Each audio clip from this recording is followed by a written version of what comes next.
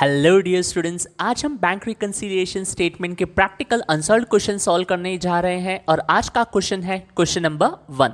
अब जो question number 1 है बच्चों, ये ओवरऑल जितने भी अनसॉल्व्ड क्वेश्चन है इन क्वेश्चन से बहुत अलग है, क्योंकि इस अनसॉल्व्ड क्वेश्चन में आपको प्रैक्टिकली एक कैश बुक और एक पासबुक का एक्सट्रैक्ट दिया गया है। एक्सट्रैक्ट का मतलब है उसमें से कुछ आइटम्स लिख के हमारे सामने प्रेजेंट किए गए हैं and on the basis of given information they have asked us to prepare bank reconciliation statement as on 31 October 2018। Text book का अनसॉल्व्ड क्वेश्चन नंबर 1 आप रेफरेंस के लिए देख सकते हैं। Text book, pen, pencil, scale, eraser, ruler सब कुछ लेकर बैठिए और स्टार्ट हो जाइए हमारे फर्स्ट क्वेश्चन के साथ। देखिए क्या कहता है question. Following is the extract of cash book, bracket में लिखा हुआ है बैंक कॉलम। अब हम जानते हैं बच्चों, कैश बुक के बैंक कॉलम को ही हम यहां पासबुक के साथ कंपेयर करते हैं, डिफरेंसेस के रीजंस को आइडेंटिफाई करते हैं, उसमें से कुछ रीजंस ऐड होते हैं, कुछ रीजंस लेस होते हैं, एक बुक के साथ स्टार्ट करते हैं और दूसरे बुक के बैलेंस को हम फाइंड आउट करते हैं। चलिए, prepare bank reconciliation statement as on 31 October 2018। अब इस ऐसे क्वेश्चन आपको कॉलेज में सॉल्व करवाया जाए इसके चांसेस कम है। अगर करवाए जाते हैं तो बहुत अच्छी बात है, वरना आपको जो डायरेक्टली क्वेश्चन सॉल्व करवाए जाएंगे या सॉल्व करवाए गए होंगे वो होंगे क्वेश्चन नंबर 3 ऑनवर्ड्स। जैसे क्वेश्चंस है वैसे क्वेश्चंस एग्जाम्स में पूछे भी ज़्यादा जाते हैं और सॉल्व भी करवाए जाते हैं। बट ये जो हमारा क्वेश्चन है ये सबसे ज़्यादा रिलेवेंट और प्रैक्टिकल कंसेप्ट और नॉलेज से, सॉरी साउंड के लिए, प्रैक्टिकल नॉलेज से सबसे ज्यादा रेलेवेंट और सबसे पास है। देखिए क्या कहता है question. In the books of dash cash book, cash book already उन्होंने बनाकर एक्चुअल कैश बुक बनाकर दे दी गई है for the month of October 2018। Receipts में कुछ ट्रांजैक्शन है, पेमेंट में कुछ ट्रांजैक्शन है। उसी के साथ साथ बच्चों सेम पीरियड की पासबुक भी दी गई है। In the books of bank passbook, debit और क्रेडिट। अब ऐसे क्वेश्चंस में बच्चों आपको क्या लिखा गया है, उनमें लिखे हुए ट्रांजैक्शंस की मीनिंग क्या है, ये आपको समझ में आनी चाहिए। तो ध्यान दीजिएगा बच्चों, जो ट्रांजैक्शंस कैश बुक के डेबिट साइड में दिए हुए हैं, मैं ये वर्किंग नोट सिर्फ इसलिए प्रिपेयर कर रहा हूं ताकि आपको ये समझ में आए कि कौन से ट्रांजैक्शंस ऐड हुए हैं और कौन से ट्रांजैक्शंस लेस, और उनका मतलब क्या है। कैश बुक के डेबिट में क्या आता है, रिसिप्ट्स, क्रेडिट में पेमेंट, पासबुक के डेबिट में पेमेंट और पासबुक के क्रेडिट में बच्चों क्या आ जाते हैं, हमारे रिसिप्ट्स के ट्रांजैक्शंस होते हैं। और ये हमारा स्टैंडर्ड फॉर्मेट है जिसे हम जानते भी हैं। अब मैं आपको पहले बता देता हूं मीनिंग। अब बच्चों रिसिप्ट साइड में जो फर्स्ट आइटम लिखा हुआ है टू बैलेंस ब्रॉट डाउन, ये है ओपनिंग बैलेंस। क्या है ये, ओपनिंग बैलेंस है। अब कैश बुक के जो रिसिप्ट्स में है वही ट्रांजैक्शन सारे हमें पासबुक के भी रिसिप्ट्स में होने चाहिए। मतलब जो ट्रांजैक्शन क्वेश्चन में कैश बुक के रिसिप्ट साइड में दिए हैं वही ट्रांजैक्शंस हमें पासबुक के रिसिप्ट साइड में दिखने चाहिए, क्योंकि कैश बुक में जो डेबिट में रिसिप्ट्स होता है वो पासबुक के बच्चों क्रेडिट में होगा। और उसके बाद जो कैश बुक के पेमेंट साइड में ट्रांजैक्शंस दिए हैं वो सारे पासबुक के डेबिट साइड वाले साइड में ट्रांजैक्शंस होने चाहिए। और अगर वो ट्रांजैक्शंस नहीं है, मतलब ये वही ट्रांजैक्शन है जिसकी वजह से डिफरेंसेस है, तो हम इस वर्किंग नोट में उन्हीं डिफरेंस वाले ट्रांजैक्शंस को लिखेंगे और हम ये डिसाइड करेंगे कौन सा ट्रांजैक्शंस ऐड होगा और कौन सा ट्रांजैक्शन लेस। अब सॉल्यूशन कहां से स्टार्ट होता है, हम दोनों में से, कैश बुक और पासबुक दोनों में से एक बुक के क्लोजिंग बैलेंस के साथ स्टार्ट कर सकते हैं। क्लोजिंग बैलेंस के साथ स्टार्ट करना होता है, बैलेंस एट द एंड। अब देखिए, जैसे अगर आप बच्चों कैश बुक देखेंगे तो कैश बुक का लास्ट ट्रांजैक्शन देखिए 31 का, on credit side by balance carried down 9800। अब ये जो बच्चों बाय बैलेंस कैरिड डाउन 9800 है ना, ये है balance as per cash book. अगर आप पासबुक में देखेंगे तो पासबुक के बच्चों डेबिट साइड में लिखा हुआ है टू बैलेंस कैरिड डाउन 16,500, ये है बैलेंस एज पर पासबुक। कहां देखोगे, पासबुक के डेबिट साइड का last transaction to balance carried down 16,500। जी, आपको मैंने how to identify debit balance और क्रेडिट बैलेंस वाले एस्पेक्ट्स में सिखाया है। अगर हम कैश बुक की बात करें तो बच्चों जब कैश बुक के क्रेडिट साइड में आ रहा है बाय बैलेंस कैरिड डाउन, इसका मतलब क्या होता है, जब डेबिट साइड की टोटल ज्यादा रही होगी, ध्यान से सुनिए बच्चों, जब डेबिट साइड की टोटल ज्यादा रही होगी तब जाकर क्रेडिट साइड में बैलेंसिंग फिगर आया है, इसे डेबिट बैलेंस कहते हैं। क्या कहते हैं, डेबिट बैलेंस। सर ये फेवरेबल है या ओवरड्राफ्ट है, अगर मैंने कहा ये डेबिट बैलेंस है तो बच्चों ये क्या हो गया, फेवरेबल। सो क्वेश्चन कहां से स्टार्ट हो रहा है, favourable balance as per cash book. थोड़ा और डिटेल में जाने की कोशिश करते हैं। अब बच्चों यहाँ देखिए, जब डेबिट की टोटल ज़्यादा है तभी तो बैलेंसिंग फिगर क्रेडिट में आया होगा, और इसी कैरेट डाउन को नेक्स्ट मंथ की फर्स्ट डे को ब्रॉड डाउन लिखते हैं। तो हम ब्रॉड डाउन से आइडेंटिफाई कर सकते हैं कौन सा बैलेंस है। तो ये जो कैश बुक है ये बता रही है debit balance as per cash book. अब देखिए बच्चों, ये रहा कैश बुक और ये रहा कैश बुक का डेबिट साइड। पहले इनके ओरिजिनल साइंस मार्क कर लेते हैं। रिसिप्ट्स का मतलब होता है प्लस, पेमेंट का मतलब होता है माइनस, पेमेंट का मतलब होता है माइनस, और रिसिप्ट्स का मतलब क्या होता है प्लस। क्वेश्चन में जो बैलेंस स्टार्ट हो रहा है वो है debit balance as per cash book. Question का बैलेंस कहां से स्टार्ट हो रहा है बच्चों? Debit balance as per cash book जो है प्लस, मतलब फेवरेबल। मैंने आपको बताया था लास्ट लेक्चर में, और उसके पहले भी नहीं, उसके पहले नहीं, लास्ट लेक्चर में डिस्कस किया था। अगर क्वेश्चन फेवरेबल बैलेंस से शुरू हो रहा है तो हम खुद की बुक के साइंस क्या करते हैं? चेंज। मतलब इस बार कैश बुक का डेबिट बैलेंस है, यहां से क्वेश्चन हम शुरू करेंगे तो कैश बुक के बैलेंसेस को हमें क्या करना होगा? चेंज। चेंज का मतलब क्या है बच्चों? साइंस चेंज करने होंगे। मतलब अब ये प्लस प्लस नहीं रह के यहां जो ट्रांजैक्शंस आएंगे उन्हें हम लेस करेंगे, और यहां जो ट्रांजैक्शंस आएंगे बच्चों उन्हें हम क्या करेंगे? ऐड। और जो दूसरी बुक होती है उसे हम रखते हैं एज इट इज, जैसी है वैसी की वैसी ही, और कुछ चेंज करने की जरूरत नहीं है। चेंज करने की जरूरत नहीं है, इसलिए उसे एज इट इज रखा है मैंने। क्या ये क्लियर है जी? अब कौन से बुक के ट्रांजैक्शन से स्टार्ट कर रहे हैं? कैश बुक से। तो बच्चों ये देखिए, ये सॉल्यूशन का कुछ फॉर्मेट है जो ऐसे दिखता है, जिसमें हमने एक पर्टिकुलर का कॉलम प्रिपेयर किया हुआ है और दो अमाउंट के कॉलम है। डेबिट और क्रेडिट वाले कॉलम नहीं है। ये जो बच्चों फर्स्ट कॉलम है इसे वर्किंग कॉलम, इनर कॉलम भी कहते हैं, और ये जो सेकंड कॉलम है इसे कहते हैं आउटर कॉलम। इनर कॉलम और आउटर कॉलम में अमाउंट्स कैसे लिखते हैं ये अब सीखेंगे आप इसी क्वेश्चन में मेरे साथ में। तो बच्चों अभी के लिए आपको ये जो मैंने साइंस वगैरह जो ड्रॉ किए ना, वो आपको क्वेश्चन में वहीं पर आप आपके पास जो बुक है, नोटबुक है, वहीं पर मार्क कर सकते हैं। रिसिप्ट्स का ओरिजिनल मतलब प्लस, पेमेंट का मतलब माइनस, पासबुक का debit minus, receipt plus. Question cash book के फेवरेबल बैलेंस से शुरू हो रहा है तो कैश बुक के साइंस हमने कर लिए चेंज, और पासबुक रहेगा एज इट इज। क्लियर? इसी क्वेश्चन को बच्चों पासबुक का जो बैलेंस है ना 16,500, उससे भी शुरू करोगे ना तो आपको 9,800 आंसर मिलेगा, और हम इस बार 9,800 से क्वेश्चन शुरू करेंगे तो हमें आंसर में कितना मिलेगा? 16,500। ये मैं आपको बताऊंगा। अब देखिए बच्चों, फिलहाल कैश बुक वाले पॉइंट पे रहते हैं, लास्ट में पासबुक वाली बातें मैं आपसे करूंगा। तो यहां पर ये सिर्फ साइंस आपको कैसे चेंज करने हैं वो मैंने आपको रेफरेंस के लिए बताया। ये डेबिट बैलेंस है या क्रेडिट बैलेंस है, अगर आपको ये आइडेंटिफाई करने नहीं आ रहा है, मतलब आपने लेजर वाला एस्पेक्ट ठीक से नहीं देखा है या ठीक से आपने नहीं पढ़ा है, तो बच्चों उन नॉलेजेस, उन कंसेप्ट को क्लियर रखिएगा। मैं और एक बार बता देता हूं आपको।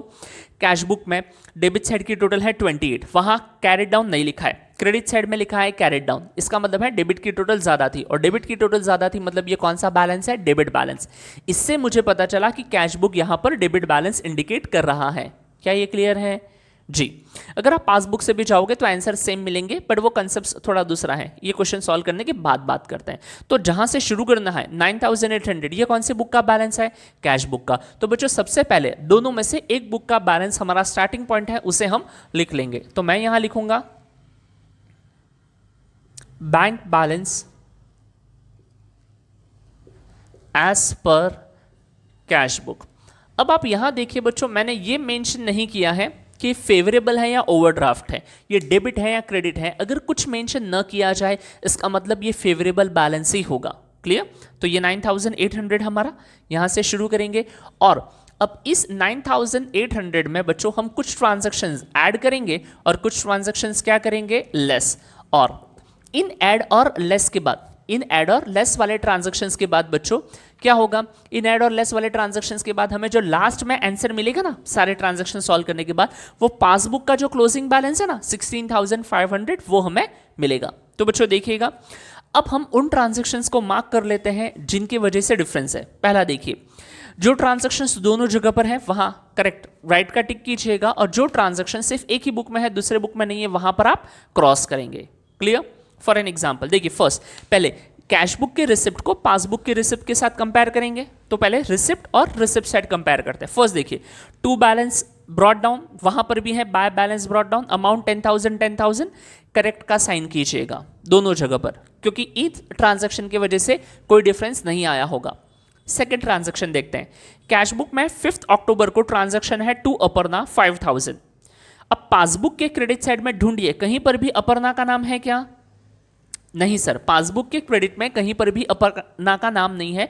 तो बच्चों वहां पर कैश बुक में रिसिप्ट साइड में अपर्णा के नाम के पास यहां पर आपको इस तरह से क्रॉस कर देना है, क्योंकि वो ट्रांजैक्शन कहीं पर नहीं है। और अगर वो ट्रांजैक्शंस दोनों जगह पर है तो आप टिक करेक्ट साइन का एरो कर सकते हैं। तो अपर्णा को क्रॉस कीजिए, मतलब ये ट्रांजैक्शन हमारे रीजन में आएगा।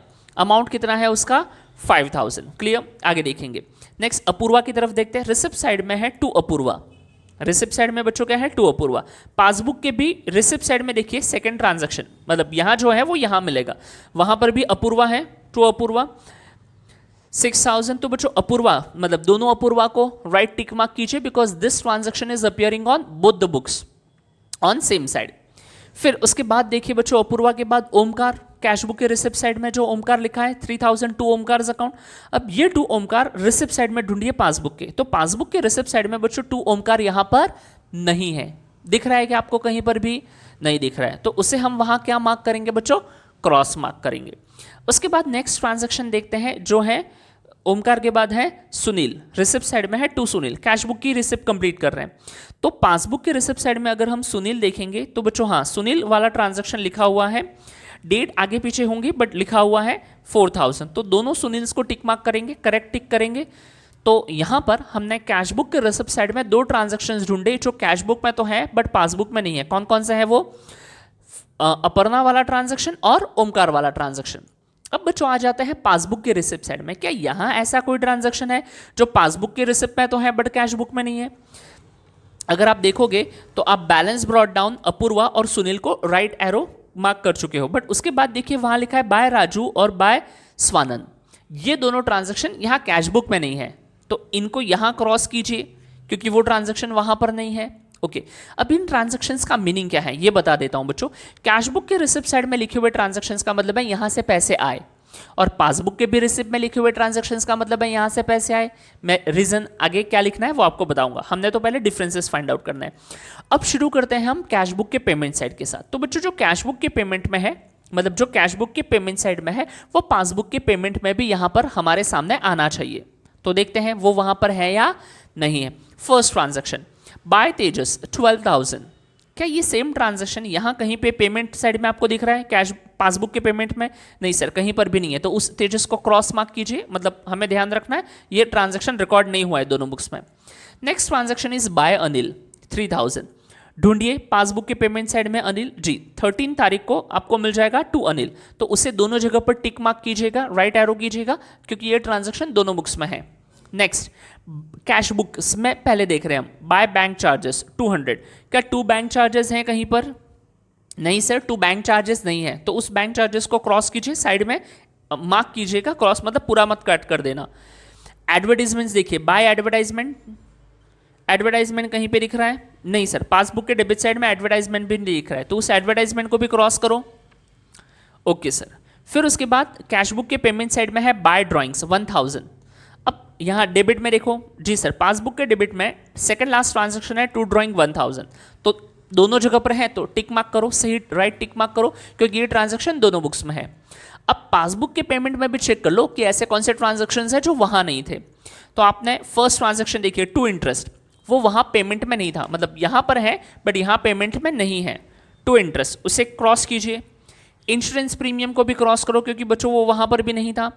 फिर नेक्स्ट होगा टेलीफोन चार्ज, टेलीफोन बिल, उसे भी क्रॉस मार्क करो क्योंकि वो वहां पर पेमेंट में नहीं है जी। और इस तरह से हमने सारे ट्रांजैक्शंस को क्रॉस चेक और क्रॉस टैली कर लिया है। जो दोनों बुक्स में है वो तो अच्छी बात है, जो नहीं है वही हमारे रीजंस बनेंगे बैंक रिकंसिलिएशन स्टेटमेंट के।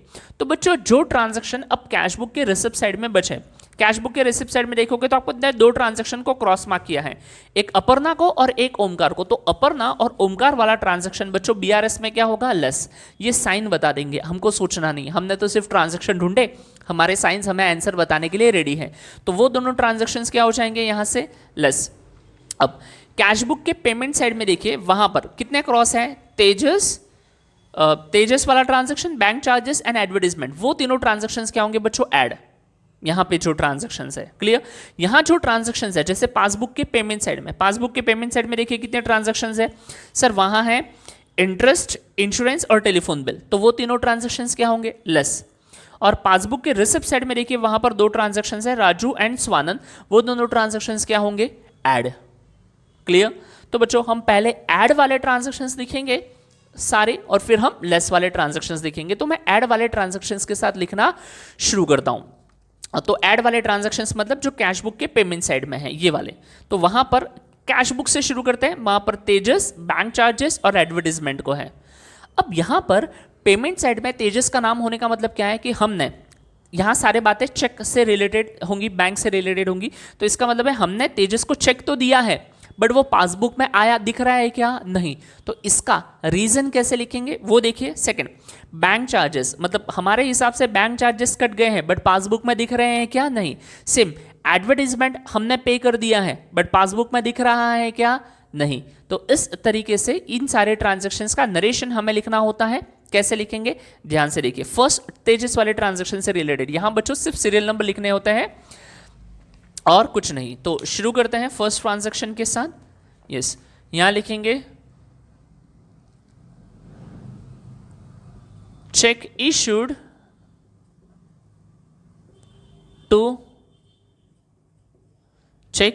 टू तेजस। बहुत अलग अलग तरीके से लिख सकते हैं। आप लिख सकते हैं cheque issued to Tejas but not debited by bank. आप लिख सकते हैं cheque issued to Tejas but recorded in cash book only. किसी भी तरह से आप इस ट्रांजैक्शन को लिख सकते हैं। Cheque issued to Tejas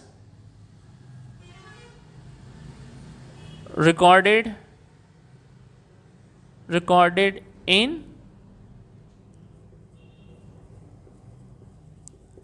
cash book only, और check issued to Tejas not recorded in passbook और not debited by bank। ये बेस्ट तरीका होता है। check issued to Tejas,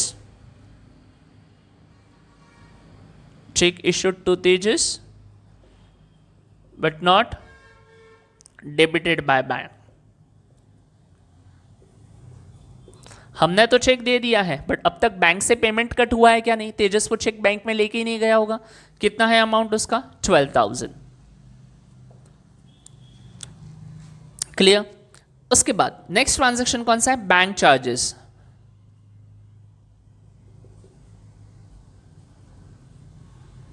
bank charges recorded only in cash book. ये narration आप खुद से फ्रेम करने होते हैं। पेमेंट साइड में है, इसका मतलब यह है कि वो अमाउंट हमारे बैंक अकाउंट से डिडक्ट हो गया, बट ये सिर्फ रिकॉर्ड कहाँ हुआ है? कैश बुक में रिकॉर्ड हुआ है, पासबुक में रिकॉर्ड नहीं हुआ है। जैसे हम नरेशन कैसे लिखते थे, उसी तरह से इन ट्रांजैक्शंस को रिकॉर्ड कर रहे हैं। तो बच्चों, bank charges recorded only in cash book.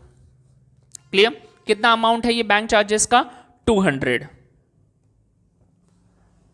ये लिख लिया मैंने। सेकेंड ट्रांजैक्शन भी। अब देखिए बच्चों, ऐड में जब एक से ज्यादा ट्रांजैक्शंस हैं तो उनके लिए ये working column, inner column use किया जाता है। ये मेन आंसर है, मेन पॉइंट है। तो इसे हमने डायरेक्टली कहां लिखा? बाहर। जहां नंबर ऑफ आइटम्स ऐड करने वाले हैं 2-3 हैं, तो उनको इनर कॉलम, वर्किंग कॉलम में ऐड करते हैं, फिर सबकी टोटल बाहर लिखेंगे। कैसे लिखेंगे? ध्यान से देखिएगा, और ये चीज आपको साथ साथ में लिखते हुए चलना है। अब बच्चों, उसके बाद तेजस वाला हो गया, बैंक चार्जेस हो गया, एडवर्टीजमेंट 17। डेट तो लिखना नहीं होता है,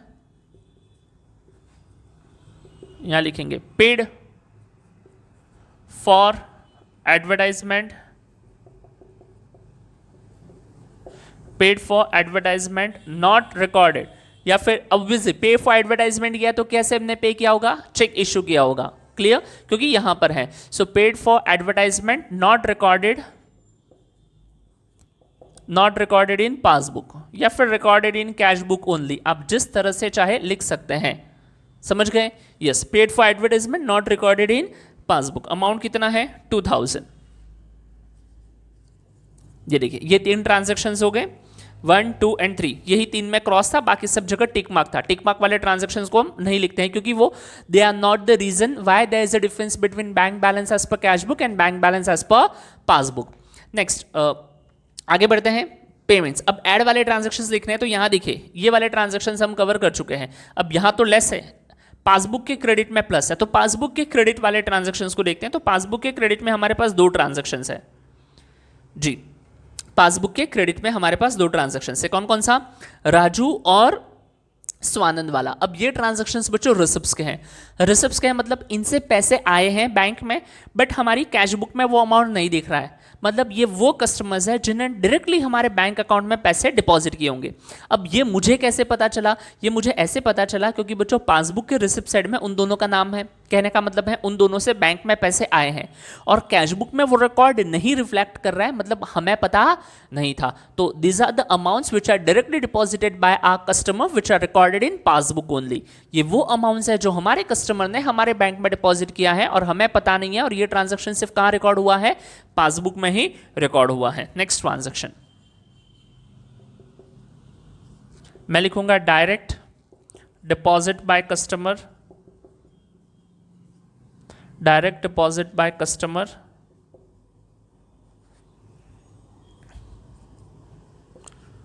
recorded, direct deposit by customer recorded only in passbook, सिर्फ पासबुक में ही रिकॉर्ड हुआ है। ये कितना अमाउंट था? 2000। ये राजू वाला ट्रांजैक्शन है। Clear?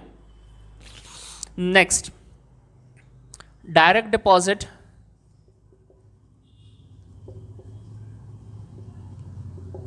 Direct deposit by Swanand, इस बार लिख रहा हूं not recorded in cash book. Direct deposit by Swanand not recorded in cash book, और not recorded in cash book से मेरा मतलब क्या है? Recorded in passbook only. आप किसी तरह से नरेशन कैसे लिखते थे उस तरह से लिख सकते हैं, और इसका अमाउंट है बच्चों 3000।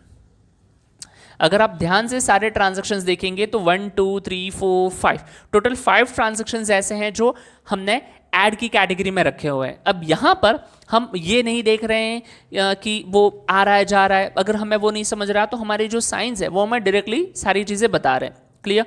तो हमने डिफरेंस के ट्रांजैक्शंस को नोट डाउन किया और ये सारे ट्रांजैक्शंस हमारे ऐड होंगे, ये हमने डिसाइड कर लिया।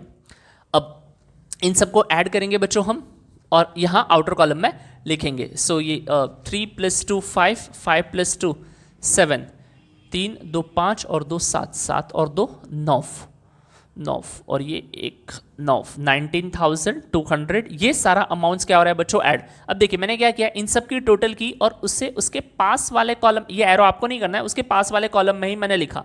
अब क्या था, ये जो 9800 है इसमें ये सारी अमाउंट्स क्या करनी है? ऐड। सारी अमाउंट्स मतलब कितना अमाउंट ऐड करना है? 19,200 ऐड करना है। तो ऐड करेंगे 0 0, 19,800, 8 + 2 10, 0 होगा, 1 कैरी होगा, 10 और 19 का 9 और असल 1, और ये 29,000 बच्चों हमें टोटल मिल गई। 9,800 में हमने ये सारे अमाउंट्स ऐड कर लिए। अब ट्रांजैक्शंस कौन से शुरू होते हैं? जो बच्चों हमें क्या करना है? लेस। तो इस लाइन के नीचे यहाँ अब मैं हेडिंग लिखूंगा लेस। अब वो सारे ट्रांजैक्शंस लिखूंगा जो लेस में है। लेस में है कहने का मतलब है इस क्वेश्चन के लिए जो कैश बुक के डेबिट साइड में है, और कैश बुक के डेबिट साइड में है और पासबुक के भी डेबिट साइड में है, उन ट्रांजैक्शंस को हम लिखेंगे। हम शुरू करेंगे कैश बुक के डेबिट साइड में। जहां करेक्ट है वो तो सेम रीजंस है, वो जो डिफरेंस के हैं जहां क्रॉस किया है उन्हीं को हमें लिखना है। जैसे फर्स्ट देखिए, फर्स्ट नाम है अपर्णा का। अब अपर्णा वाला रिसिप्ट है वो कैश बुक के रिसिप्ट साइड में है बट पासबुक में नहीं है। मतलब क्या हो गया बच्चों? Cheque received from Aparna deposited into bank, but वो क्लियर हुआ है क्या? नहीं। तो in short we have received a cheque which is deposited into bank but not credited by bank.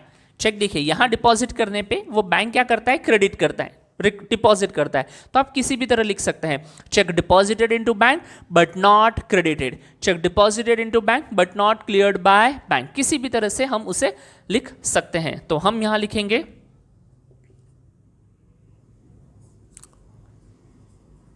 Check deposited into bank but not credited. Cheque हमने bank में deposit तो कर दिया है बट पैसे हमारे बैंक अकाउंट में आए नहीं हैं। कौन सा वाला चेक है वो? अपर्णा वाला 5,000 का अमाउंट है। तो ये लिख लिया मैंने 5,000 अपर्णा वाला अमाउंट। नेक्स्ट ट्रांजैक्शन अगर देखेंगे तो बच्चों वहां है ओमकार वाला, same cheque received deposited into bank but not credited by bank.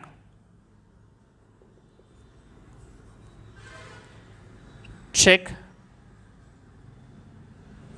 deposited into bank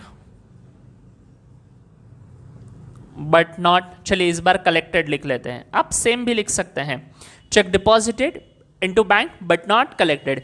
इस क्वेश्चन में मुझे पता है आपको ये नरेशन लिखना ही डिफिकल्ट लगेगा। अगर बच्चों कोई कैश बुक के रिसिप्ट साइड में नाम है पार्टी का, अमाउंट बैंक कॉलम में है, इसका मतलब है उनसे पैसे आए हैं और वो ट्रांजैक्शन पासबुक के क्रेडिट में लिखा हुआ नहीं है, दैट मीन्स वो चेक क्लियर नहीं हुआ है। तो सबके लिए यही नरेशन लिखा जा सकता है। So check deposited into bank but not collected. Clear? अब ये कौन सा वाला ट्रांजैक्शन था? अपर्णा वाले 5000 हो गए, ये थे ओमकार के लिए, और ओमकार जी का अमाउंट कितना है? ओमकार जी का अमाउंट है 3000, ये लिख लिया मैंने 3000। अब देखते हैं, और इसी उतने ही स्पेस में और ट्रांजैक्शंस रिकॉर्ड हो सकते हैं। ठीक है, आई डोंट थिंक सो सारे ट्रांजैक्शंस कवर होंगे, बट शायद से हो भी जाए। Let's see next transaction, transaction number 3। Next transaction देखते हैं। अब बच्चों यहाँ पर कैश बुक के जो रिसिप्ट साइड है, मतलब यहाँ जो माइनस वाले थे ट्रांजैक्शंस वो हो चुके हैं। अब पासबुक के जो डेबिट में है माइनस वाले ट्रांजैक्शंस वो करने हैं। वहाँ 3 ट्रांजैक्शंस है। फर्स्ट है इंटरेस्ट, इंश्योरेंस प्रीमियम और टेलीफोन बिल। पासबुक के पेमेंट में है, इसका मतलब है कि बच्चों बैंक ने पैसा दे दिया है, बट कैश बुक में ये ट्रांजैक्शंस रिफ्लेक्ट ही नहीं हो रहे, मतलब बिजनेसमैन को पता ही नहीं है क्या क्या है। इंटरेस्ट, तो यहाँ हम लिखेंगे interest debited by bank, interest debited by bank. अब ये इंटरेस्ट चार्जेस है जो बैंक ने क्या कर लिए हैं, डेबिट कर लिए हैं, कट कर लिए हैं। पासबुक 500, अमाउंट कितना है? Interest debited by bank 500। आप यहां चाहते हैं तो लिख सकते हैं not recorded in cash book, but not recorded in cash book भी आप ऐड कर सकते हैं। क्या लिखेंगे? Interest debited by bank but not recorded in cash book. हो गया कंप्लीट, क्लियर? नेक्स्ट ट्रांजैक्शन देखते हैं। नेक्स्ट है बच्चों इंश्योरेंस प्रीमियम।